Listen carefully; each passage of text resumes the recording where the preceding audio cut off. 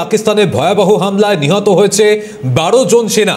হামলা চালিয়েছে আফগানিস্তানের সেনা। খবর সূত্রের গত 3 দিন আগেই বিমানে হামলা চালায় পাকিস্তান। বিমান হামলা চালায় পাকিস্তান, প্রতিশোধ নিতেই এই হামলা আফগানিস্তানের।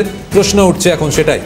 ধ্বংস হয়েছে 2টি পাকিস্তানি সেনা পোস্ট খবর সূত্র মারফত। তাতে 12 জন সেনা নিহত হয়েছে বলে খবর।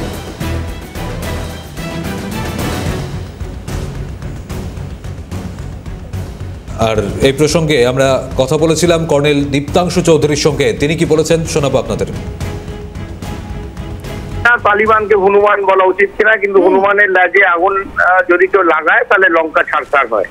এবং পাকিস্তান টেররিস্তান, যেখানে রাবণরা থাকে, যেখানে দস্যুরা থাকে, সেই জায়গাতে নিশ্চিতভাবে এমন জায়গায় এগোচ্ছে যেখানে ওই টেররিস্তান অথবা পাকিস্তান ছাড়ছাড় হওয়ার জায়গা। একদিকে ভারত, অন্যদিকে পশ্চিমে আফগানিস্তান, দুদিক থেকে স্যান্ডউইচ হতে থাকবে পাকিস্তান।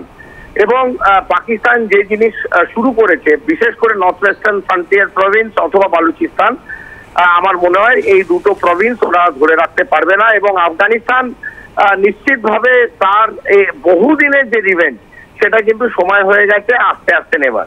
এবং তারা তার প্রতিশোধ নেওয়া শুরু করেছে। এবং ইতিমধ্যে আমরা জানতে পেরেছি তার বহু পাকিস্তানি সামরিক বাহিনীর সৈনিক আহত অথবা নিহত হয়েছে। এবং 2 থেকে 3টে পোস্ট প্রায় গুড়িয়ে দিয়েছে।